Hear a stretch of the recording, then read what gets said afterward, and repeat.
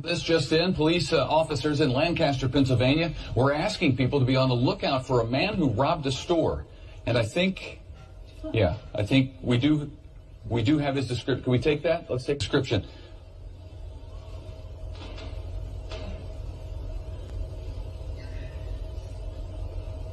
Okay.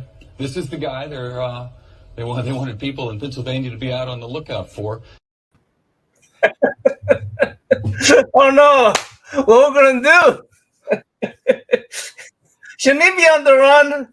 He's down there waiting for us. That was great. Otaku Young, you better. He's notorious. He's notorious. No! Oh no! Oh no!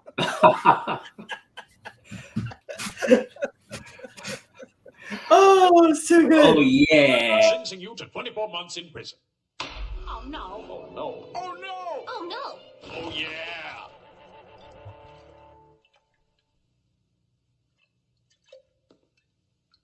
Okay, can I ask everyone to please stop saying "oh no" in this courtroom? Because the fucking Kool-Aid guy's gonna keep showing up. Thank you. Welcome everyone. We have the effing Kool-Aid guy in the studio. The one and only Tylox. I got him now, CJ.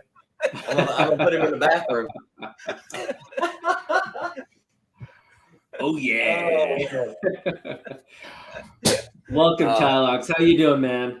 Good. Got the weekend off. Got a loaded weekend going. It's yeah. Like I got a lot going on. Yeah, great. So this is going to be a fun show, and we're going to get right into it, I guess. But before we get started, it's a big weekend in terms of comic book events. The biggest comic book event on the planet is happening at the moment. It's San Diego Comic-Con 2022, and there's some big news that came out. There's going to be a lot of big announcements and big reveals and trailers and all this stuff coming out. So it's going to be a fun weekend to keep track of that. Already some big news come out. We're gonna cover that in a little bit. But I also wanted to touch upon a loss in the community this week. We lost the great comic book writer Alan Grant. He worked on Batman. He worked on Detective Comics. He wrote, books on Shadows of the Bat, Lobo. So very prominent, legendary writer, and did so much for the Batman titles. And it's a big loss. So our thoughts are with him and his family. Rest in peace. Rest in peace. Yeah, it's been a long year for comic book creators, man. We lost George Perez, we lost Neil Adams, Alan Grant. Like I'm kind of starting to be worried. Like what am I going to hear tomorrow? What's going to happen next month? It's starting to get that way. Yeah, a lot of the legends are up there in age, so we really got to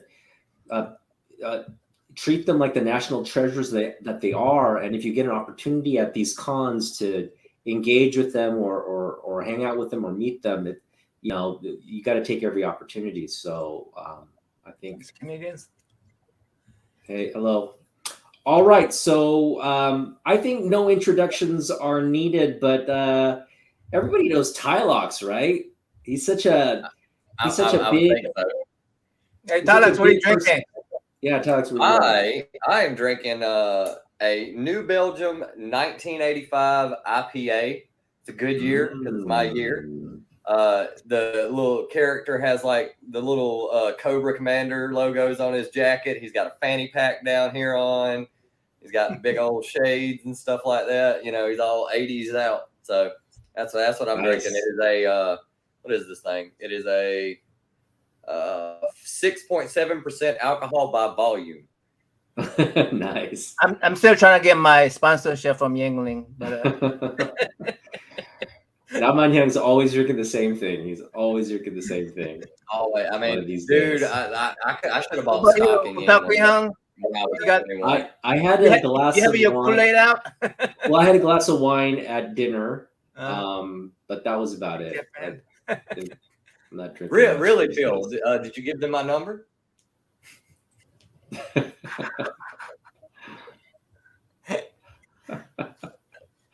At the Kroger today. Oh, well, 2 ladies talking about Tylox in the Yeah. line at Kroger today. What was Were the? were What they were they both saying? named Karen? Was Look, that from it's last? so- Was that from last night? All right, so yeah, Tylox needs absolutely no introduction, but we're gonna go ahead and have him introduce himself.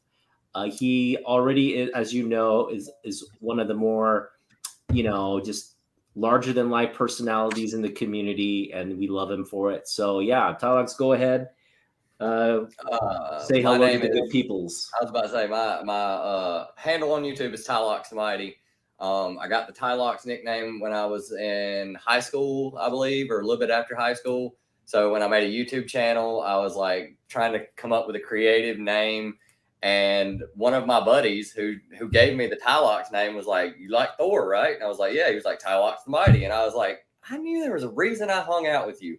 Like, you have great ideas from time to time." So I just ran with it. I've had 2 channels. I've had one before that I ended up deleting, even though now I totally regret doing it because there was lots of fun stuff on that channel too.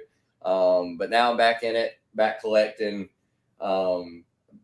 more than just comics. Last time it was just comics, and now there's a whole plethora of stuff. I've just given up. I'm just decided to fill my house with pop culture, like anything and everything, music, sports cards, comics, just anything that tickles my fancy. I'm just probably going to jump in on.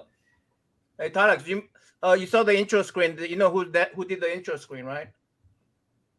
Oh yeah, that was on a short that Rosko did for me on was it?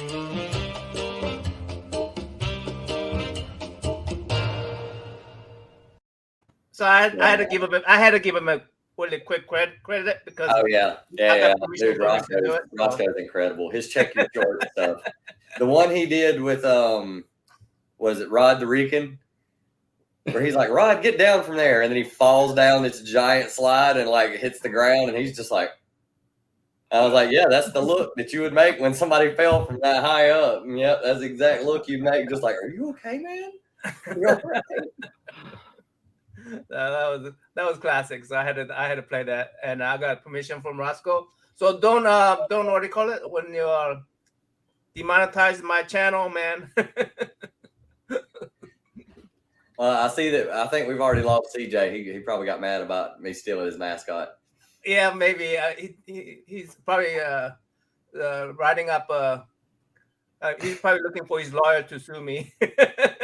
It's not my fault. It's Otaku's fault because when he escaped from your basement, he grabbed the Kool-Aid man on his way out and took off. I drank all the Kool-Aid. That's what I do. No, so I remember vividly making Kool-Aid all the time for myself and drinking it. Like that's just what I did. My grandparents, I would stay at their house a lot during the summer because my best friend lived next door to their house. So I would just sleep over at their house, and then me and him would, play all day and stuff like that the next day. And my grandparents, all they drank was like diet sodas, but there was always Kool-Aid in that house everywhere. Like they would even take Kool-Aid and make Kool-Aid and then pour it in ice cube trays and put the little popsicle sticks and stuff in it. Yeah. And we would have Kool-Aid popsicles the next day. It was That's the best. So yeah. What's the Damien talking about here, Tylox? No, it was just me doing different stuff. I think at the time I was in between jobs, so I was like, well, no more pulling books for a little while. And then I got hooked up in a music scene. I started playing with some guys in a death metal band, and we started playing shows. And I got so busy because not only was I like, nobody else wanted to deal with the hassle of booking. So I did the booking. Well, I started doing so much booking for my band that I got to know all the owners for the clubs around here. And they got to the point where they were just like, "Hey, can you book a date for me?" And I'm like, "It's your club. What do you mean me book it? I'm going to like give you a date. Can you book bands on that day?" And I was like, "Other bands or my band? I don't care. Can you book it?" And I'm like, "Yeah, sure." And so I was doing booking for other, bands. I basically was this close from starting my own production company. Why didn't you book yourself for the band? I would. Most of the time it would be me or it would be our band and maybe 4, maybe 5 other bands. I didn't really want to go over 5 because I know bands like to play. And the worst thing you can do as a band is have to set up, go through all the trouble of setting up. You play for 20 minutes and then you're right back off stage having to break everything down again. So I would try to schedule like 4 bands. That way you would have like 30 minutes or 20 minutes in between each band for everybody to have time to go outside, smoke a cigarette, go to the bathroom, get another drink, do whatever, go to the merch table and buy merch for a band they just saw. And then at the same time, I would give them, and that way everybody got like half an hour or sometimes 45 minutes. And it would be local bands. So it would literally be like, who's headlining? Who cares? We all draw like 30. We all brought 30 people. Like, I mean, like, who cares? Like, it's who wants to go last? Who doesn't mind going home latest? Like, I've literally been like, who has to leave early? Hands? Anybody has to leave early? Okay, you guys go on first. All right. And you know, so I started getting really busy doing that. I don't think at the time I would buy books here and there, but it was nothing like getting a pull or seriously trying to complete runs. It would just be like, oh, I like this. You know, I'd be at like a Second in Charles or a yard sale or something like that. And I just grab, you know, a few things here and there. So, and then I ended up also while I was doing that, getting into collecting vinyl. I got a record player and started collecting vinyl at the same time too. So that started a whole nother ball game. Yeah. All right, well, we're going to get into your collection in a minute, but as you know, as I mentioned earlier, San Diego Comic-Con, it launched today. The first day of the con was today. And Jim Lee, there was a Jim Lee panel, and there was a big announcement at that panel for those of you who aren't keeping up on social media and whatnot. They announced Todd McFarlane actually came on the panel with Greg Capullo, and they announced that they're redoing a crossover, DC Image crossover, Batman Spawn. Part 2. Part 2, yeah, because they did the initial a 2-book run back in the 90s. I think everybody who was collecting back then had that book, and we were kind of debating backstage who had the better cover. But yeah, it's coming back, and there's a lot of just, kind of going over when you look at the careers of both these creators. I'm talking about Todd and Greg. Todd got to start doing Batman covers, doing covers on Detective Comics on Batman. Then he goes over to Marvel. Then he starts Image and does Spawn. And while he's doing Spawn, he brings in Greg Capullo to work on Spawn. Greg Capullo does that for a long time, then departs for DC, where he starts to work on Batman. So it's just this, they're coming back complete circle. And it was nice to see Todd say, hey, the band's back together. Look out for this crossover. I'm excited. What about you, Tylox? What are your thoughts? Oh yeah, I'm a huge Greg Capullo fan. I've been reading his stuff since his early days with Spawn. That's the first place I seen him. And then when I started collecting comics. I was the original run I got in on with DC was New 52 Batman. So that was Scott Snyder and Greg Capullo. And he's also a huge heavy metal fan. He loves, Black Label Society. That's one of my favorite bands. We're huge Zakk Wylde fans. He plays guitar as well. If you didn't know that, Greg Capullo plays guitar really, really well. Yeah, he looks like he looks like he's from a band, like a heavy metal band. Yeah, and he's like, so he's pretty big deal. And then so it kind of just makes sense. I'm just kind of wondering how this came about, because I think last time it was literally a thing where Todd left on good terms with DC. And I'm kind of wondering if he was like, hey, I'm starting this new thing up.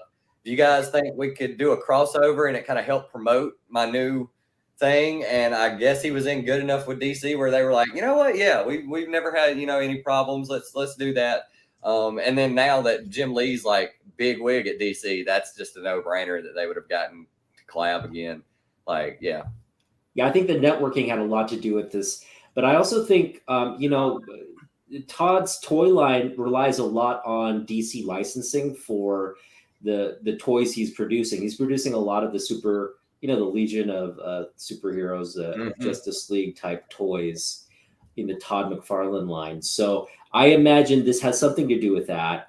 And it also opens the door for Todd to do more things creatively for DC, which I'm also excited for, because this run on Batman that he's going to, I don't know if it's going to be a run or if it's going to be a limited thing. It's probably going to be a limited thing. Yeah, it's probably going to be a limited thing. But imagine if McFarlane came back for an entire run of Batman. Imagine if that scenario happened where he was doing books in canon, like cover canon, interior art canon for DC. That would just blow everybody's mind. Yeah. And I mean, nothing's outside the realm of possibility when it comes to Jim and Todd. They're, like I said, they're best friends. So there's nothing outside the realm of possibility with those two. They could literally just be like, all right, well, we'll start this and see how it goes. And then if it sells really well, they're just like, hey, Todd, you want to do some covers for Batman or some a couple of interiors, or so. There's no telling. I mean, they're going to be a incredible amount of variant covers. I even saw like the messaging online from artists chiming in to that announcement. Artists are saying, I can't wait to do this variant cover. Like they're literally coming to Todd and saying, hey, I'm going to do a variant cover whether you like it or not. So yeah. Like, what do I have to, everybody make a prediction. Will Jim Lee, Todd McFarlane break that 8 million comic book sale record? With this title? Yeah. I don't know about that, but I don't know. How much is it? How many? 8 billion issues? Million issues. 8 million issues? What sold 8 million issues?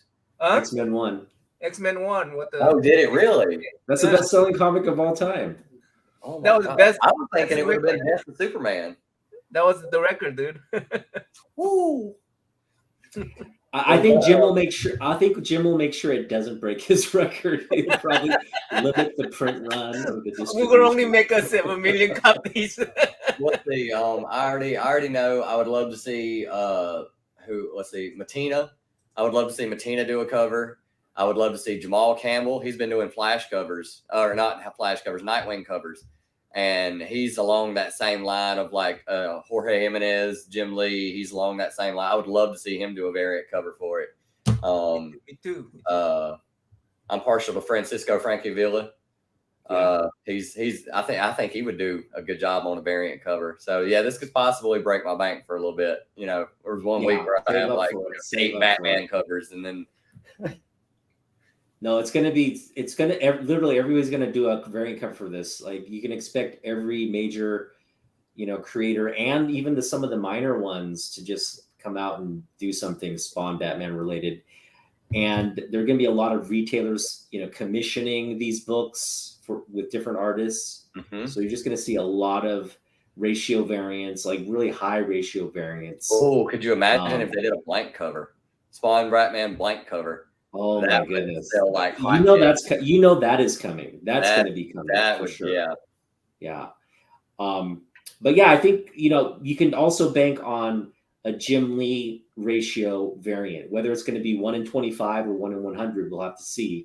But I imagine if Jim Lee does something, it's going to be probably in the 1/100 range. I would imagine. That's the Batman 125 that everybody's going crazy about because it's Chip Zdarsky and Jorge Jimenez working together now on Batman. That was the cover that I got. It was the big cover. It was the Jim Lee cardstock because I was just like, there are other great covers. Don't get me wrong, but as soon as I seen Jim Lee Batman, I was like, done. That's the one I'm getting. Oh man, you have that too? I gotta get that one. Oh, it's nice. Hold on. I gotta pull it out and send it to me. I mean, it's classic, man. You get nothing more classic than that. Oh, nice. That's beautiful. That's beautiful. That's absolutely beautiful. Yeah. And I was just like, yeah, no brainer. It's so good. It reminds me so much of what is it? The Batman Hush storyline. Like it just as soon as I seen it, I just got flooded full of memories of high school reading Batman Hush. Yeah. Again, when you combine Spawn and Batman, I think people didn't really appreciate that initial run of Spawn Batman because Spawn was still a fairly new character.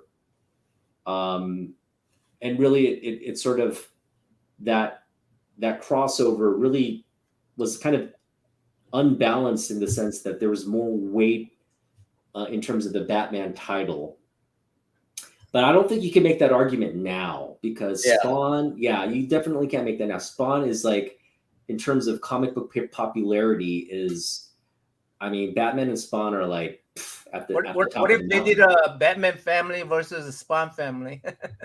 Well, because they have 4 Spawn titles out right now, and all of them are selling well. I picked them all up because originally I was like, all right, I'm going to get these. There's probably, I know I'm going to like Gunslinger because that's my guy. I love Javier. He's a great character. He's really cool. I'm big on Westerns and stuff like that. So, I knew I was going to like it. But I was like, I'll get the other 2, and I'll probably end up dropping them after a couple issues. There might be some first appearances going on. But, whatever. And I'm still reading all 4 of them. I'm still pulling all of them because they're all good. They tie all in together. There are 4 books that tie into each other. And it's actually really good. Like, I'm shocked because everybody always gives Todd not a lot of credit for his writing, but he's writing 1, and then 3 other guys are writing the other 3, and all their stories are syncing up and doing really well together. And I'm just like, this is really good. So, yeah.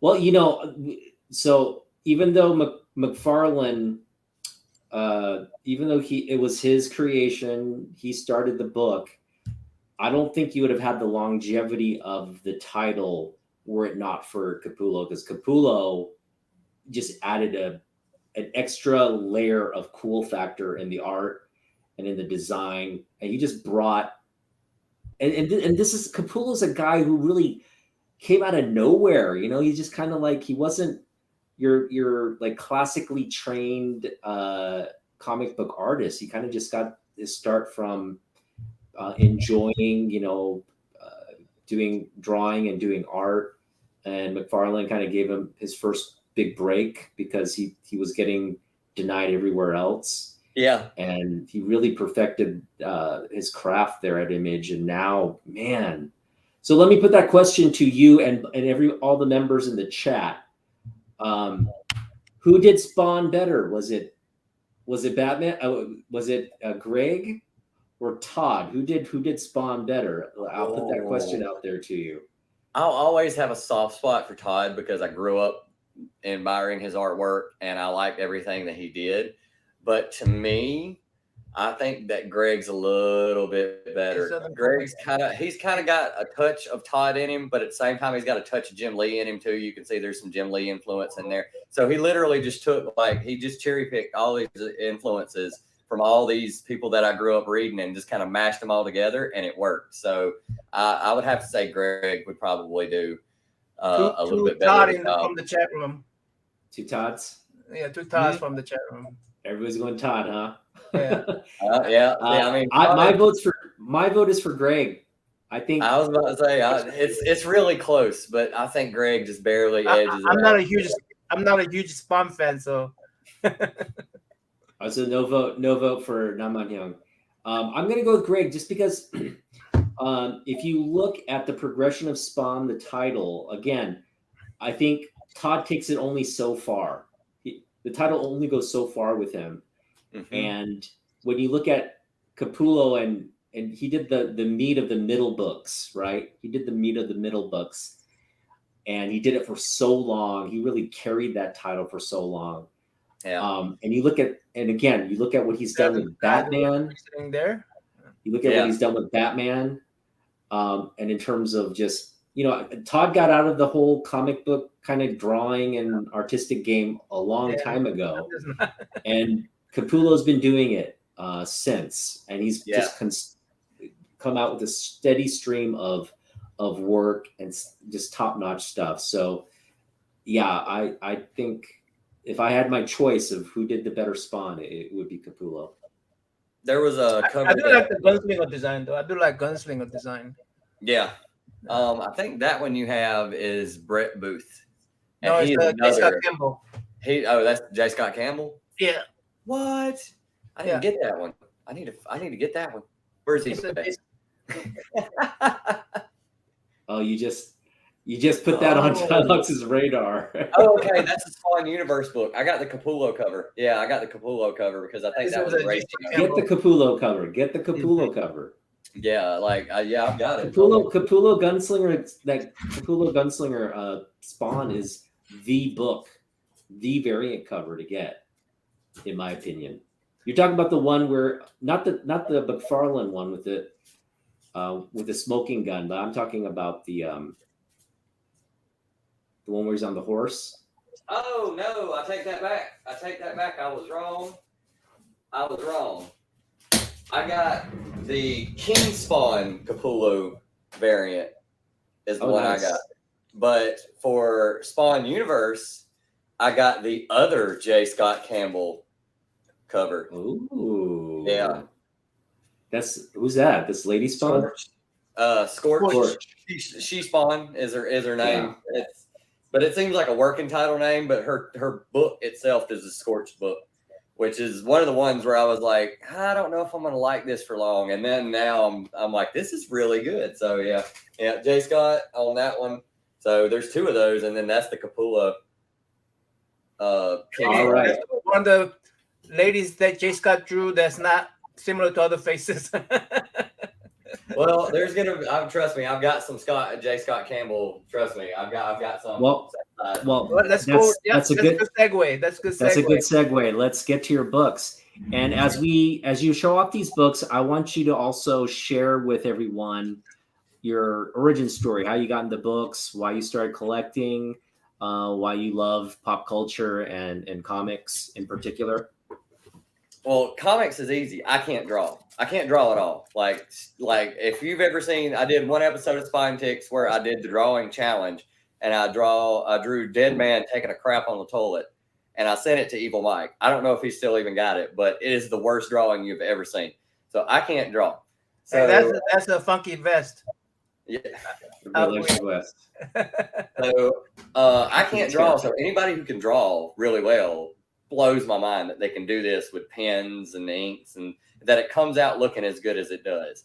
As far as getting into books, when I was a kid, comics, baseball cards, football cards, all this stuff was everywhere. It was like the late 80s, I think, when I was a kid, and I started reading about 5, 6, something like that. So it was like late 80s, early 90s. So comic books were everywhere. I mean, you could still get them at gas stations. Gas stations had spinner racks, or you would get them on the magazine rack at gas stations right next to lowrider magazines, and for some reason they had magazines with the covers blacked out. You couldn't see what they were, but there would be comic books there. So the kids would grab the comic book. So me and my friends would just pass them back and forth, and stuff that I would have read as a kid would have more likely for me was Spider-Man. I loved Spider-Man. I thought Spider-Man was the coolest dude ever. He had real life problems on top of being a superhero. So these are some of my big books out of that run. But this stuff was floating around. I remember this book floating around at a friend of mine's house. I remember we stepped on it. Pages were written on. That book got beat to death. We all loved Carnage. We all loved Venom. We loved Black Suit Spider-Man. My favorite villain is Hobgoblin. So nice. Oh, nice. Yeah. I had to pick this up, and I got a huge hookup. Later on, when I got into collecting, myself, and started buying Spider-Man books and stuff, I found out that there was this guy named J. Scott Campbell who had been doing covers. So I started picking all of them up because they were still kind of pricey. They didn't go for cover price. They were like $10 or $20 or whatever. So I got a few of his covers that he did. Black Cat. He's always been really good at drawing Black Cat for some reason. That's my favorite one that he's done. That is a great cover. That is a great cover. And then this is everybody else's favorite one that he's done. Yeah, that's my favorite. The reason is that because they want to cancel that one. That's why it's my favorite. I wish I had that one. Yeah, vote in the comments. MJ, which one is your favorite, guys? Show the three and see which one's the Oh, favorite. well, My favorite is that. My let's favorite is see. the It's either which one's your favorite? 601 controversial one. Oh, let's go broader. Or- MJ, Gwen, or Black Cat. Okay. Well, I'm MJ all the way. I'm Camp Gwen all the way. I'm old school. Like I would go with I'm MJ. I 100%. Yeah, I'm an MJ guy. everybody goes with MJ, but I'm Camp Gwen. I'm old school. Black Cat is nothing but trouble. She's there's nothing good that can come of him and her being together. So Mary Jane's always been there. Mary Jane was literally at one point in time making sure he had his lunch before he went out, had his coffee, before he would go out to fight crime, made sure all his appointments were set up and he knew what to do and when to go do it and this, that, and the other. She kept him in line. And I don't know if Gwen could have undertook something like that. I think it would have maybe overwhelmed her because I just think that MJ did it. Like she was like, here, your dentist appointment's here. Here's your lunch. Go fight crime. Remember tomorrow you got this due at the paper.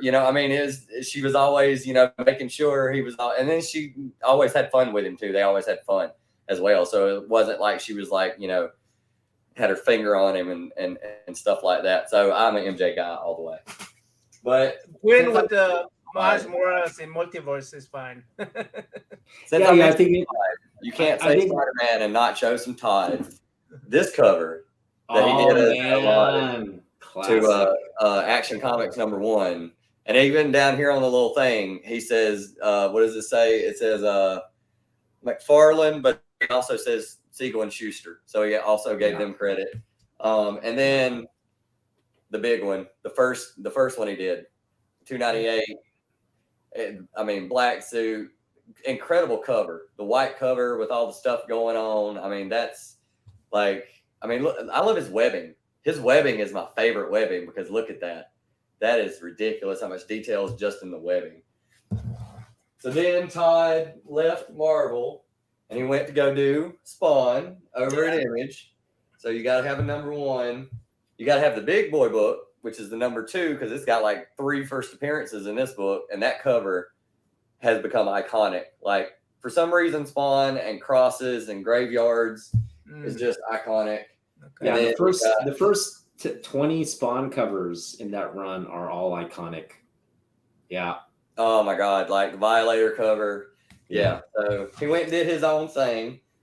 But also out of that, because later I was into J. Scott Campbell because he did Spider-Man covers.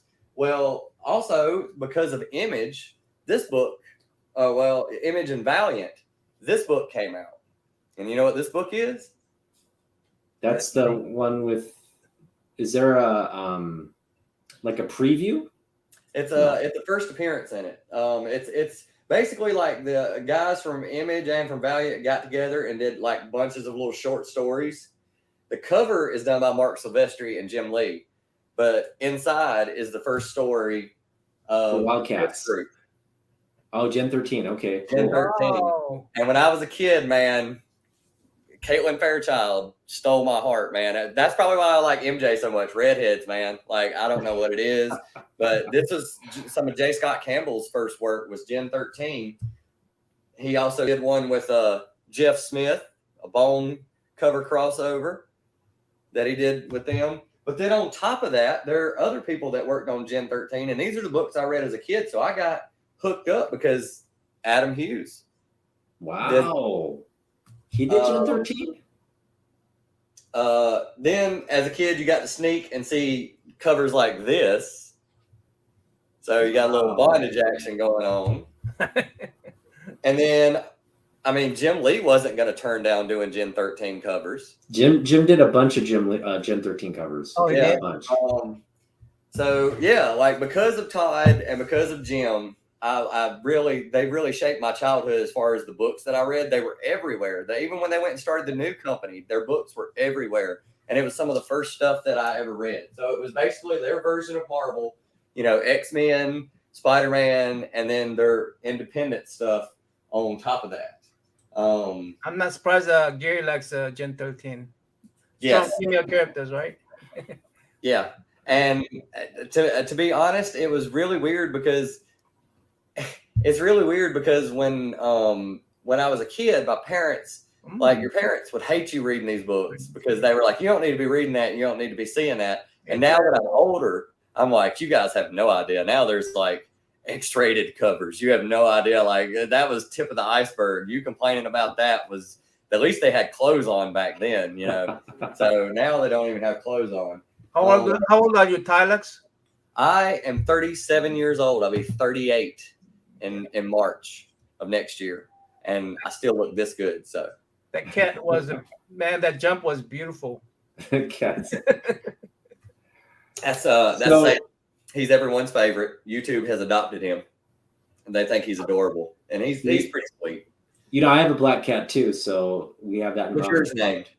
Noir. Noir? Nice. Yeah. My best friend's mom has a black cat and she named it Sabbath. And I was like, oh, that's great. Oh, Noah's that's so great. Noah's a comic book character, right? Huh? Noah's a comic book character, right? There was, I think, a Batman Noir. Yeah, Yeah, It there's just- a it Batman just- Noir series. it just means black in French. Mm-hmm. Yeah, it's French for black. But I wanted to, you brought up Gen 13, and that's a great. We're kind of doing this, walk down memory lane, especially with this announcement by Todd, Jim, and Greg, kind of reviving that 90s crossover. Oh, nice. Oh, you're gonna do another one? Yeah, this is a what do you call this it? is from Searching. Highland Brewing Company in Asheville, North Carolina. This is their Clawhammer Oktoberfest lager. Yeah. Oh man, that I like microbreweries. So getting back to the point I was trying to make, Image and DC for so long there's been a rift. I can't say if the rift is larger than what existed between DC and Marvel and DC, or even Marvel and Image, but there was a rift. And then when Jim Lee sold Wildstorm, that was sort of just like, a stab in the back to all the Image creators. And then DC got all this great content. They now own the IP to Gen 13. They own the IP to Wildcats, right? And so they haven't done much with that. I mean, I know they've launched a couple of books, and they've kind of teased it here and there. It hasn't really gained traction, though, from those books, right? You don't see, like, people going out and buying Wildcats or people going out and buying Gen 13. But it is in the consciousness of comic collectors of the community.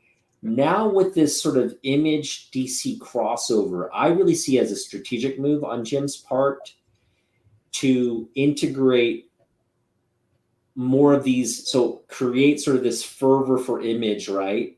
Really promote that crossover, the Image crossover, and then transition into maybe doing stuff with other Image related companies and Image related titles, and then bring Gen 13 and Wildcats into the fold. Like it just makes a lot of strategic sense for DC not to kill these intellectual properties that they own the rights to. I agree with you on the Wildcats one, because I know a few people that have Wildcats, and that's mainly for Jim. Pretty much that was pretty much his baby. So, hardcore Jim Lee fans are always going to have Wildcats. But I found a lot of people in this community have Gen 13, because there's a lot of people who are J. Scott Campbell fans. That was his first book. Frank Cho did the writing on it. Terry Moore did some writing on that. Adam Hughes, all these people that we admire now as these great creators, all working on Gen 13. I found a lot of people in this community who have like at least a little stack of Gen 13 books, and they remember them from when they were kids. Tylox, but so you got to remember back in the day, back when Image launched, and you're talking about Image's rise was really meteoric. Yeah. Oh, it was bad. It just went up there, dude. They were rock. And what launched Image in a lot of ways was Gen 13. Gen 13 always had the hot books. I remember when they released those variant covers for Gen 13 #1, they did like, I think they did like 10 or 12 different variations. That was like the first time you saw that in comics, right? It's so commonplace now. But when Gen 13 launched, they literally did like 12 or 13 variant covers, right? And they were such hot commodities. All of those books were like selling for like $20, $25, I remember back in the day. Mm-hmm. And they were all wall books. People were going after them like crazy. Mm-hmm.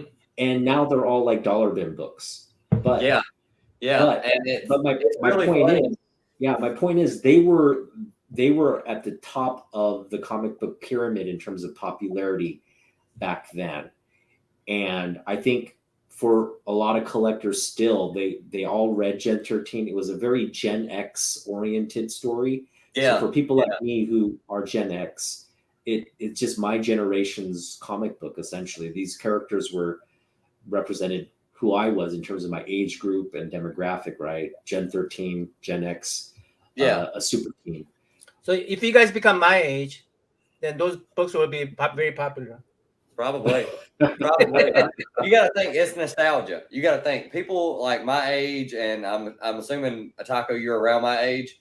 You're close. I'm a little older. I'm Gen, but still, I'm Gen X. It's probably close enough to where now that we're this age, the first books we go for are books that we read when we were kids, and those books were like Wildcats, Gen 13, Spider-Man, X-Men, Batman. Like it's all these titles that everybody grew up reading, and we were lucky because it wasn't just Marvel and DC anymore. You had all these new, like Grifter has a cult following. Grifter has had a cult following ever since Wildcats. Like even he's been in wasn't there a Grifter miniseries done by DC for a while? Or they did some kind of Grifter series where it was just Grifter by himself, like nobody else. Like let me just show you a book. Oh yeah, he's got them. I know he's got them. Keep talking though. You're my senior, Kenneth. So we were talking about Jim Lee. You gotta have some X-Men. So this is the first appearance of my favorite X-Men character, another redhead. You're the redheads. Man, I love redheads, but I really love Rogue. Rogue is, there you go, one of my favorites. So, okay, is Rogue a redhead though? No, Rogue is not redhead. Reddish brown. Yeah, auburn. Yeah, He's like auburn hair. Yeah, she's got that auburn thing going on. Yeah. But then you had like, okay, here's this is another one of my favorite X-Men characters. Longshot. Because Longshot was the only person who had luck on his side. Keep books there, bud. Dude. That was his mutant power. Here you go. Here's some Jim Lee. This is probably one of my favorite Jim Lee covers. Great cover. Oh my God, it's so good, so good. He did amazing X-Men. Just people gotta appreciate his run. I mean, Jim Lee was killing it on these books, man. And this is not his original run. This is Uncanny. This is before he got his own. He did the brown suit Wolverine. I mean, just classic. Here's another one that I really, really love. I couldn't not buy this when I saw this at the store when I was digging one day. Had to get it. This pink cover, pink purplish cover that he did. Love it. I love that you're featuring the Jim Lee books. Love it. Yeah, I mean that was they were rock stars. Number one Jim Lee fan. Dude, okay, let me show you. Speaking of Jim Lee, speaking of classic Jim Lee covers, okay, you just showed a bunch of classic ones. This one, Wildcats 13. Grifter. I need to look for those myself. He's got two guns. He's holding two guns. He has a samurai sword on his back. All right. Yeah. You just can't get more badass than pouches that. everywhere. Pouches and bullets everywhere. Never have enough. You got Zealot, who's like basically Psylocke 2.0, right, in the background there. So a lot of great. First of all, if you're a Jim Lee fan, you're reading this book. And you're collecting this book. I've been looking for that in Dollar Bin. I couldn't find it. You'll find it all day long. You'll find this entire run of Wildcats. In dollar books. You pick them up. Well, how long did Wildcats run? Oh, it ran. You know, there was an animated. People don't realize it was like so popular. They had an animated series. Do you remember the cartoons? Yeah, Wildcat animated series. It's on Fox, or maybe it was on Fox. It might. It was on W. It was on a WB. It was on a WB, I think.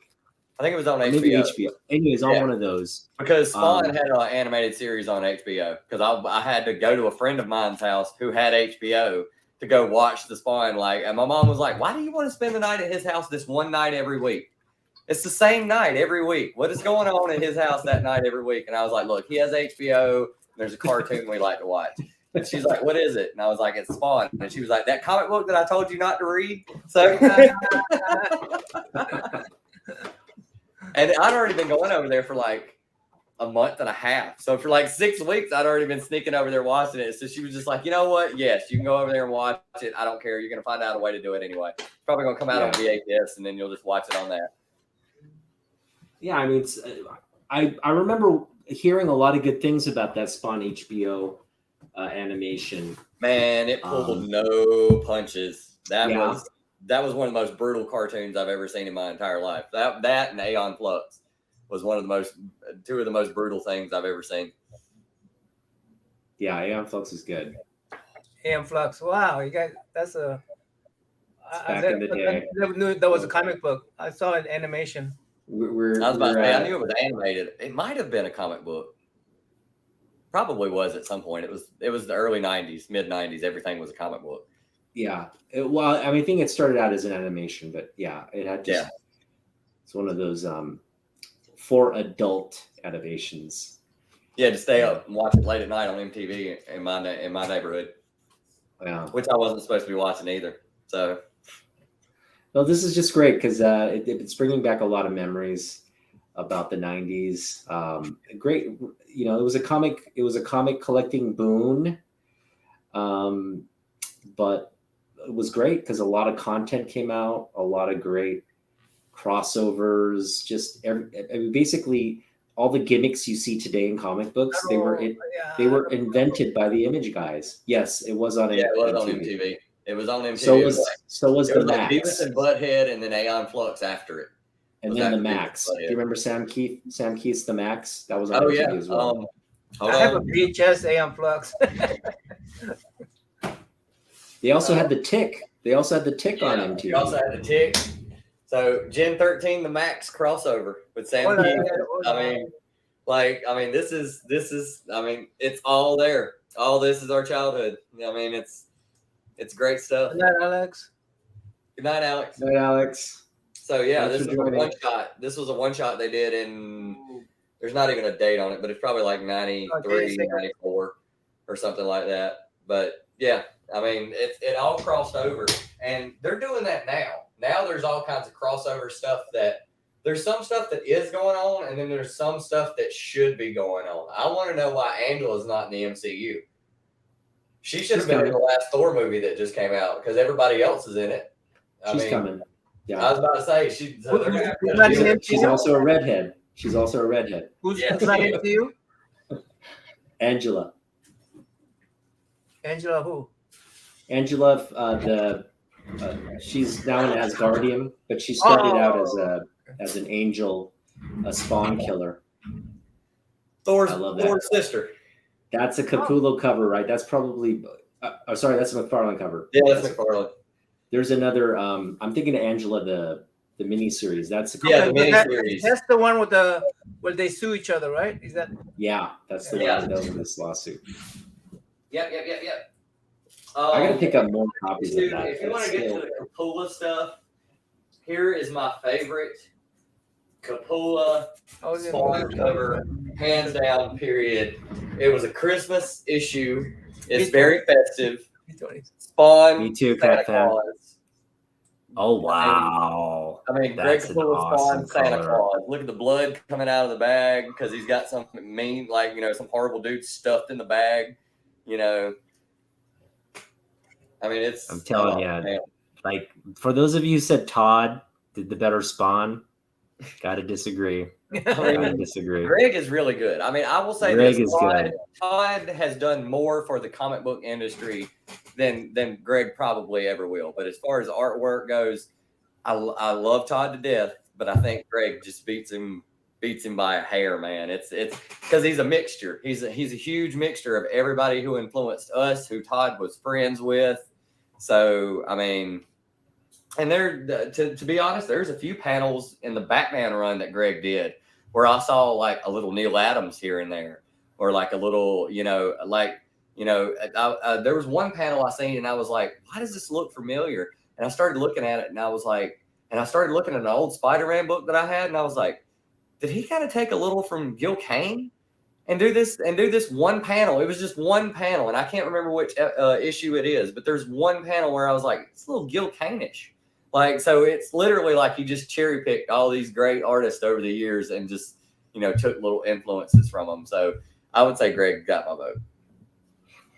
When I say Greg is the better in terms of the comic artist, but like I prefer Greg Spawn, that's really a compliment to Todd, because Todd's mentorship of Capullo is what led to his progression as an artist. So working with Todd all those years closely and just being influenced by Todd's style and the way Todd wanted the books, I think you see that carry through even into his Batman and what he does now as his signature style of art. So yeah, for me to say Capullo does it better isn't necessarily a knock on Todd. It's just not at all. It's acknowledging Todd's. Look, there's a saying, Todd is God, okay? And I believe that 100%, because we wouldn't have comics the way they are now if it wasn't for Todd McFarlane. Greg Capullo. Young, the Comic Johnny has a cage ready for you. So yeah, all right. And I think Comic Johnny likes your Kool-Aid guy. Oh, man. Comic Journey needs to stop spiking that Kool-Aid and coming on the show. Quit spiking the Kool-Aid and coming on the show. I mean, hey, if you're going to spike the Kool-Aid, at least give me a cup. I mean, I'll drink it. I don't care. That wasn't my college drink. It's a Kool-Aid. The Everclear Kool-Aid or Kool-Aid? Right? Oh, Everclear Kool-Aid. Everclear. Oh, that's horrible. That was a cheap drink. That was a cheap drink at the time. That's a way to get. That's a way to mask alcohol. Funny you mentioned this. When I was 16 years old, we scrounged up tons of change and like dollars and stuff. We went to one of my friend's older brothers, who was a truck driver. Oh boy! And we walked up to him, and we were literally like, "Guys, hold on." Someone coming. Here it goes. Should I infringe the law here? Okay. Sorry. No more of this nonsense. Oh no! Oh no! Oh no! Oh yeah!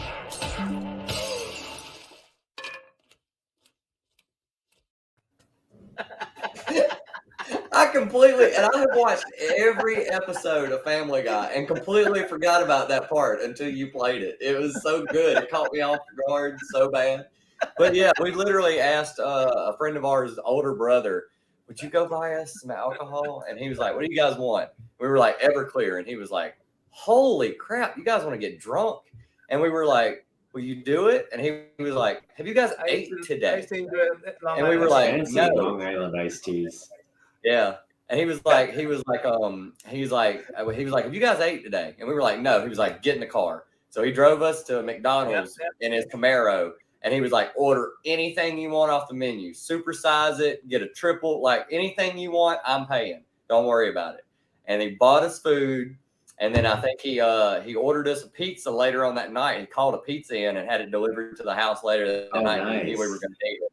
And he bought us a big bottle of Everclear. And he was like, please mix this very generously, like this much in your cup. And then the rest, soda, whatever you want to put in it, don't care. Just don't try to drink this straight. And we were like, okay. And so he kind of took care of us. He was like, I'm going to do it because you guys are going to be here at home. None of you can drive.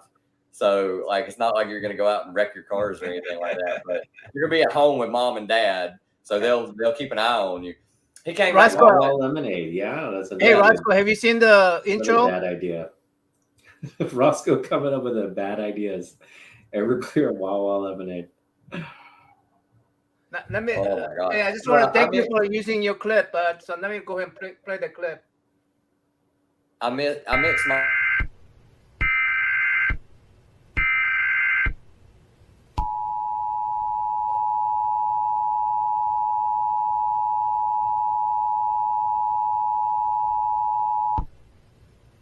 This just in, police officers in Lancaster, Pennsylvania were asking people to be on the lookout for a man who robbed a store. And I think we do have his description. Can we take that? Let's take description.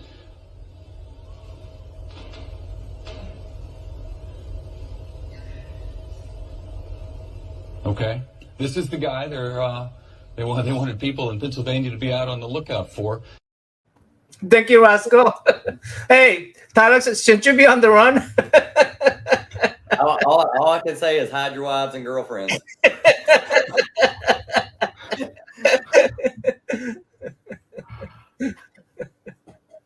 Yeah, that's, oh my God. He had to pick that photo out of all the photos he could have picked. He had to pick that one. That's love right there. So we'll get back into my childhood. My childhood was also baseball cards, and my favorite baseball player of all time during my generation was Ken Griffey Jr. So this year I've started buying Griffey cards, and every time I get paid, I buy one or two. So I have got a nice little collection of Ken Griffey Jr. cards. Started up just whatever, 93, 80, 90, doesn't matter. I was about to say, I think this one's the most iconic because that was the home run derby contest that he did in like 2000. And it's kind of got homaged because like they took that picture of him with his hat backwards. He hit like 30 something home runs in a home run derby or something like that, which nobody had ever done before. And then this is a 2020 card that came out. That was 2000. That's 2020. And that's like the whole pose of him just. He had one of the greatest swings in baseball. Yep. Oh my God, the prettiest swing ever in baseball. Yeah. His nickname was the Kid because if you watched him play, he played with the joy of a kid playing baseball. You're talking to one of his biggest fans. Ken Griffey he's the man. He is the man. Fast. Yeah, he was fast. He was great in the field. He was a great hitter. There's a Taco, I don't know if you've seen it. There's a science sports thing series that's on YouTube where guys take science and use it to break down sports. That's one I'm looking for. That's the one you want right there. And look at this. What is it? Oh, is it signed? Signed from his rookie year at the game. Man. I just bought on the back of the ticket of the game I went to because he started signing. All I had was a pen and the ticket. I didn't have a baseball card. I was, I think, 14 at the time. I just ran down there with the ticket. He signed it. It was. Was he nice? Nicest guy he's great. He's nicest great. guy you've ever met. They actually used science to break down his swing. And he said that every coach he had ever had, every hitting coach he'd ever had, has told him that his swing was wrong. But when they broke it down scientifically, his swing is a perfect pendulum. So if you know where the ball is going to be, you just have to get the bat to meet the ball at the bottom of the pendulum swing. The ball will leave the park every single time. Every single time. Thanks, Tyler. That's why his swing was so great because if he just made any kind of contact, the bat speed and the way his trajectory or the angle the trajectory of the ball, it would just launch it. So, and on top of that, he was really fast. He had great speed. He was great in the outfield. One of the first games he ever played, he was playing center field. His dad was playing left field. Somebody hit a ball to left field, and he ran from center field and cut in front of his dad and caught the ball. And come to find out, years later, he tells this story that when he got back to the dugout, he had just bought a brand new Jeep. Either it was a Jeep Cherokee 4x4 or I think it might have been a Toyota pickup 4x4. Brand new because he had all this money. He was a ball player now. Bought a brand new 4-wheel drive truck. And his dad walked up to him in the dugout and said, I'm not eating. Why you want me to eat? I would drink beer, okay? So Tylox, you're going to appreciate this. I actually went to Cooperstown, New York when he was inducted into the Hall of Fame. This was 2016. Yeah, when he got inducted in. I went to the ceremony to watch it. So I drove all the way to New York. I was in Virginia at the time with my parents. Okay. So it's not like I drove that far. I didn't drive from Seattle. But I was in Virginia. I said I gotta go watch this because he's again I'm one of his biggest fans. Mike Piazza, and it was only him and Mike Piazza that year. Yeah. Yep. And Mike Piazza swears up and down. He was like, I still don't know why I'm in here. Like he's like walking around looking at all these plaques of all these great players, and he's like, why am I here? Like I'm here with Ken Griffey Jr. Like why am I here? Like he just doesn't get that he was a great player. You know? Yeah. What was disappointing to see was it was a ceremony that was celebrating both, and there were a lot of Seattle Mariner fans there and a lot of Cincinnati Reds fans as well for Griffey, but it was overwhelmingly, I mean, it was overrun with Mets fans and Dodgers fans for Piazza. So it was it's sort of unbalanced in terms of the crowd that was there. But have you heard the Alex Rodriguez story? No. So Alex Rodriguez got up to bat one time, and it was like his rookie year when he played with the Mariners. And Ken was on deck, and somebody had said something about Alex's bat. And Alex is like, it's just the bat that I picked up out of it's one of my bats. I haven't touched. There's no cork in it. There's none of that. So they was like, I tell you what, just get another bat. So Ken's on deck, and he was like, just use my bat. And he tosses him his bat. The next pitch, Alex hits it out of the park. And he comes around third base, and he looks over at Ken, and he's like, thank you, man. And Ken's like, you're welcome. He was like, it was all the bat. Don't think it was you. It was the bat. Okay. It was man. That's a great story.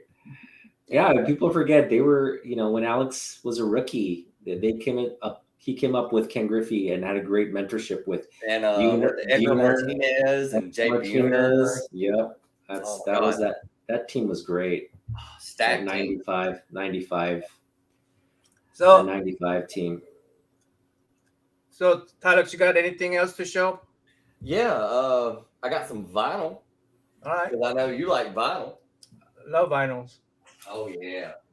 So you gotta have some prints in your Oh, collection. Prince. Oh, beautiful. Purple Rain picture disc. Purple Rain. Wow. One of That the is best cool. guitar players ever. I I don't got argue that the with anybody. One of the regular best album. players ever. You gotta have this. Here's some early '90s for you. You gotta have some Oasis. What's Oh, Story nice. Morning Glory? Nice. Yeah, that this was a birthday present. You gotta have some Misfits. Oh, nostalgic. Yep. You gotta have some Michael Jackson Thriller. Yeah, I got that one. Oh man. Yeah, You gotta have some Kiss. The I got that one. Love hottest Gun. band in the world. You have the one with the love gun in it? Do you have the one with the love gun in it? There's one with a gun in it. Yeah. I want that one now. I need to No, look you that don't up. have that one then. Okay. Probably the tie for my favorite band. Black of all time. Sabbath. Black Sabbath. We were just talking about. Master of Reality. You gotta have some Black Sabbath. You gotta have some black metal. So you gotta have Emperor.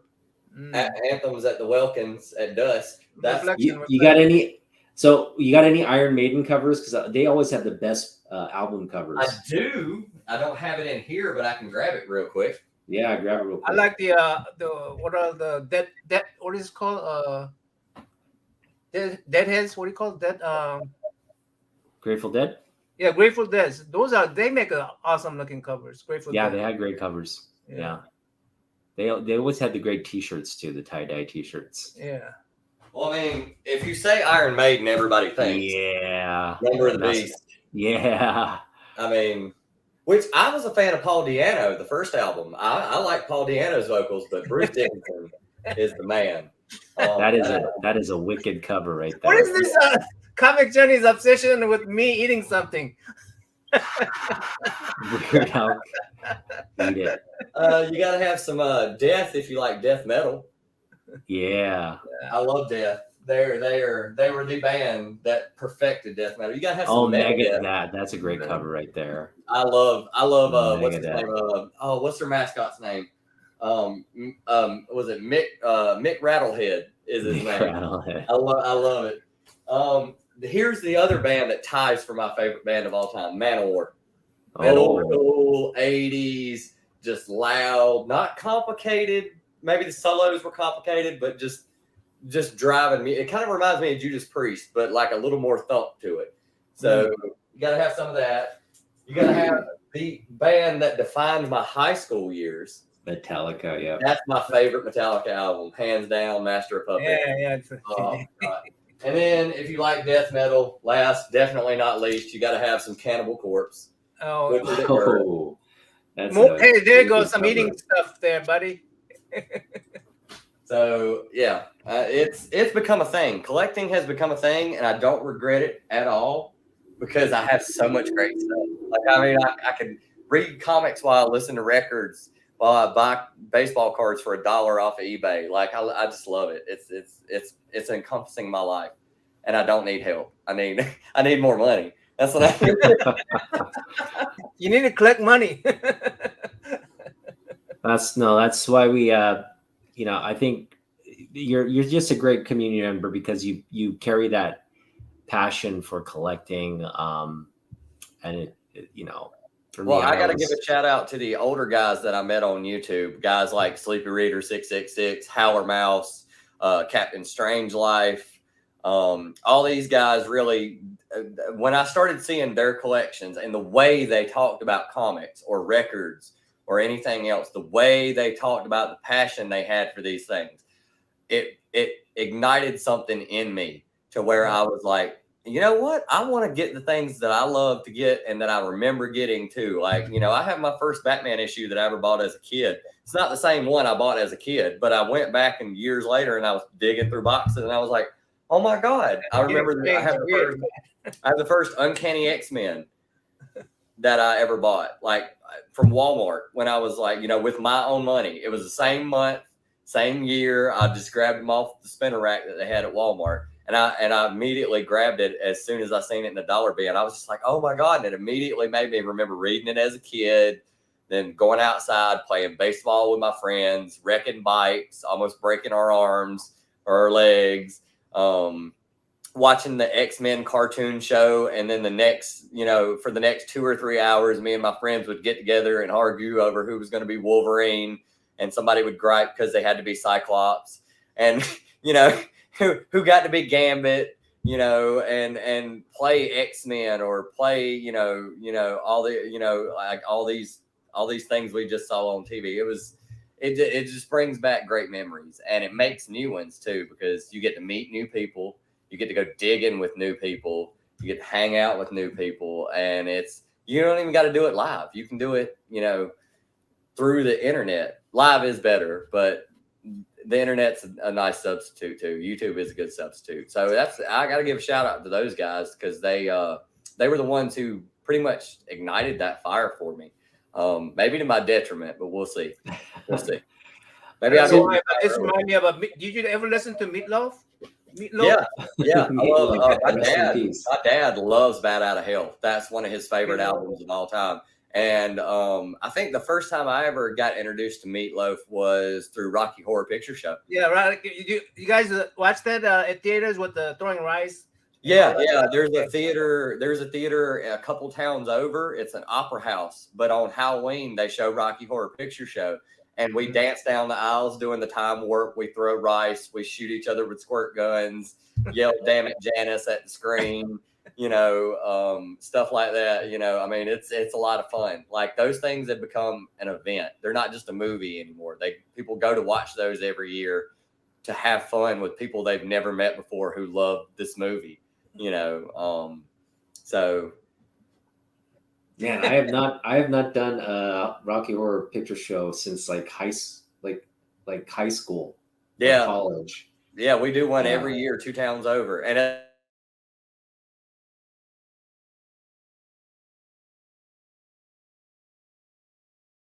house. Who got disconnected? I did for a minute. Oh, okay. It happens, and people love it. Like, I mean, it's a thing. It's something that never goes away.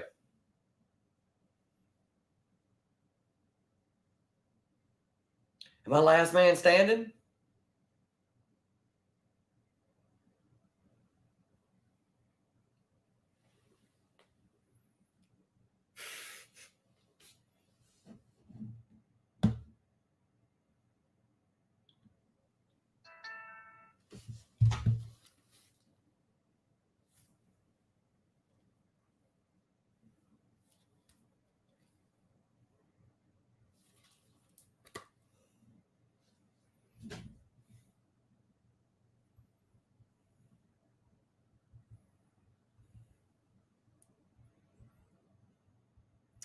So, folks, I think we're still going, but I think I lost those two.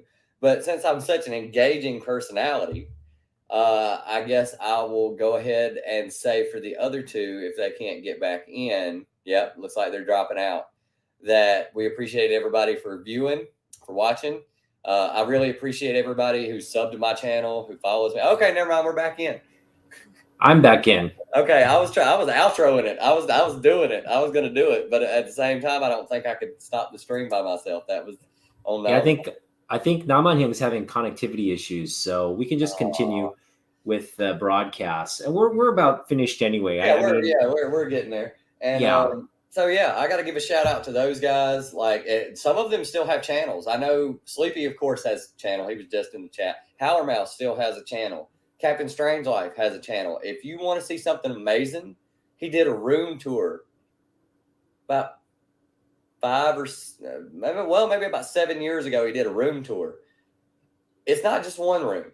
It's like 3 rooms in his house, and it's full of everything, records, posters from the 50s and 60s, comics, just everywhere, just crap everywhere. I mean, he's literally to the point where he has a room where he's got a little day bed where he can take a nap.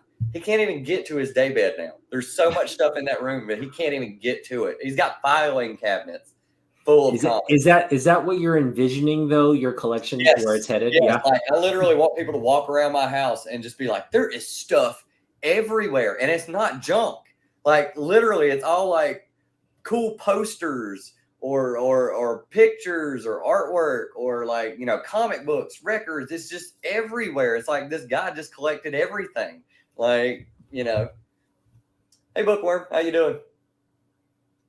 Hey Naman Young. I think he's I think his internet might be down. It might be. I doubt it though. He's still chatting though. That's strange. Yeah. He's don't see you. Maybe it's your camera. With probably StreamYard. I've had StreamYard issues myself. Was it? I tried to do a tunes and collections, which I have coming up Sunday. I have a new one coming up. I did one, and the link that I set didn't work, so I had to create a whole new link and create a whole new event to get it to work. Let's talk more about that. So, what do you have in terms of what are you eyeing to add to the collection next, and what do you have coming up on your in terms of content and your programming? Less new comic books, less new stuff, just main title stuff. I'm cutting everything else out. There's a lot of stuff that I believe and that I've heard from many people in the community that I can get in dollar bins later. There's no point in paying full price for it now. So I'm going to cut back on my new books, and I'm going to start focusing on runs and stuff. Like this year, I have a goal to get from 200 to 441 of ASM. I'm not going to reach that goal because I've been buying so many new books. But if I cut back on new books, then I can get, not just the key issues, but I can start buying back issues. So I'm going to start doing that more. That's going to take a little change. I'm trying to get all the Man of War records this year. That might be doable. Some of them are low press runs, so those get kind of expensive. But, I just set goals for myself every year and just try to get as close as I can to it. And if I don't get it, I can keep trying until it happens. I've heard from a few people, it might take you a few years to reach a goal. Don't think you're going to get there in 365 days because these things cost money. You're not going to be able to buy them all. So it might take you a few years, and I never looked at it that way until I started trying to do it myself. Just getting stuff that more appeals to me and just kind of keeping an eye on what's coming out new so I can keep looking for it in like back issue bins and stuff like that. I think it's really important also to set limits, like a monthly budget and sticking to that. Because if you tend to just do, impulse buys, you're gonna dig yourself into sort of like a hole financially. So again, just set aside a few dollars for comics and really stick to the budget. And also that'll keep you very focused on what you can afford and what you can't. So if it's out of your budget, you just got to forget about it until you save up enough money. So, but yeah, collecting is I want to add so much stuff to my and I'm always fighting that urge, like, oh my god, I gotta get this, and then I gotta get it now. I gotta get it now. Yeah, I gotta get it now. Yeah, but it that's really something takes I've discipline learned and patience from the community is wait. You can wait. Get it for your price. Don't just buy it just because you see it. Wait. Yeah. Set a price that you will pay for this thing that it is worth to you. And if you wait long enough and you talk to people and wheel and deal, I'm not a full price guy. Like you can ask Southpaw Brad. I went digging with him, and I go up to the counter at comic book stores that I've never been to before with a stack of books, and they give me a total, and I'm like, will you take? And then I just throw out a number, and the guy's like, yeah. And Brad's like, you've never even been here before, and I was like, it doesn't matter. They're just gonna sit here if I don't buy them. So he's thinking I can get stuff out. I can put new stuff out. He'll come back because I cut a deal with him. There was a shop in Columbia that we went to that's Brad's LCS. I kind of want to move to Columbia just to make it my LCS because when I came up to the counter, I had a stack of books I think it was like this and a couple records. And I asked him for a short box and he rung me up and I seen the total and he said, you know what? I'm going to cut you a deal. And then he decreased the total by like $5 or $10. And nice. I didn't have to ask him anything. And I was like, this is the perfect store. Yeah. It's got everything in it. And at the same time, he cut me a deal. Like I didn't have to do any work. I didn't have to haggle with him at all. This place is incredible. Where's this place been my whole life? Yeah. I think, so for those of you who follow me, you'll see that I have a very limited budget, but that doesn't stop me from picking up books, some key books at a great price. So again, my advice would be to set aside a budget, really stick to it, and also go digging where you'll find good deals. So like local comic dealers. Oftentimes you go to like these swap meets or mall type flea markets or mall type comic shows. Yard sales. They'll have guys selling, key books in $2 bins, $1 bins. Now my young's back. I'm back. All right. Yeah. Oh my goodness. I have an ex who I'm still really good friends with. And years ago, I bought her a book that she really wanted. But she's like, it's something that you're more into now than I am. Would you want it back? And I'm in negotiation with her now because, I didn't even have to negotiate. I was like, what do you want for the book? And she was like, what you paid for it?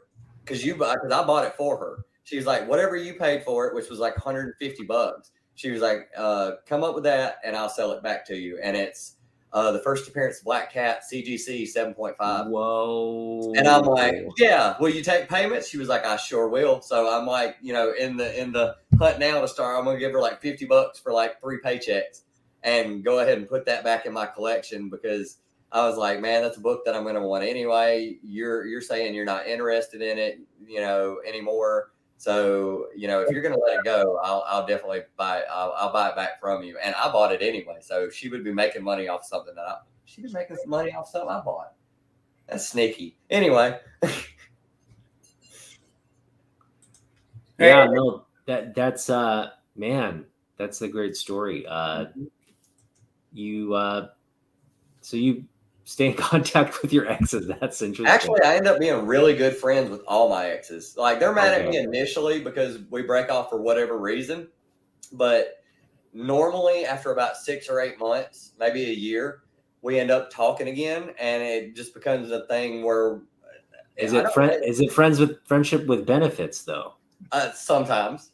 This goes up, dude. Okay. But I don't date women that don't have similar interests. If I date a girl, she's gonna collect something: pops, comic books, records. So she knows already what I'm dealing with collecting things. Yeah. So because you're lucky, man. If you're dating or you're married to somebody who doesn't collect, they don't get it. Don't get it. I've never met. I know I'm not. So I know there are a lot of, geek girls out there who collect things or into comics or on stuff like that, but I've never personally met one or dated one. So I'm just And I think it's maybe my It's not generation. just comics. Like I dated a girl one time who had a thing for Thai Beanie Babies. You remember the Beanie Babies? Oh yeah. Yeah, and she would spend ridiculous amounts of money on these things because they reminded her of her childhood. I never said anything because I'm spending money on comic books and stuff like that. So I'm not saying anything. So, but they still kind of get it. Like I mean, I need to be with somebody who kind of gets it. Whether it's you collect antique spoons, I don't care. As long as you collect the thing and you know how it is to be searching for a thing, and wanting it, and then haggling, which women are better at than men anyway. Women can haggle. They can haggle or bat their eyes and get a better deal and whatever. Yeah. I mean, hey, more power to you. I've literally handed books that I've wanted to a girlfriend and been like, "Could you go buy this for me?" And she's like, "You want me to flirt with this guy to get you a better deal, don't you? Will you? Will you please? Because this is kind of high. I don't have the whole amount of money. And this is what I have. Can you get it for this much? Give it to me." I'm like, thank you, baby. Great. Yeah, that's great. Hey, Comic Johnny, are you gonna have the what do you call it? Insomnia video coming soon? He said he's taking the night off because this is going on. Is what he said. Let's close it up and I was about to say we're about to let's close it up and let's go to Comic Journey. Yeah, let's do it. Okay. All right, we'll see you over there. All right, everybody. Let's close it up. Hey, thanks all for showing up. Comic Journey, open up your what do you call it? Insomnia channel. Insomnia Theater. Yeah, Insomnia Theater. So we're gonna close it up for you, bud. You don't do it for me, but I do it for you. I was about to say, of course we want you to, dude. Hey, night all. Thanks for Night, coming. everybody. Oh, Yep. I do have a final commercial for you guys though. Oh God. It's my sponsor. It's my sponsor. So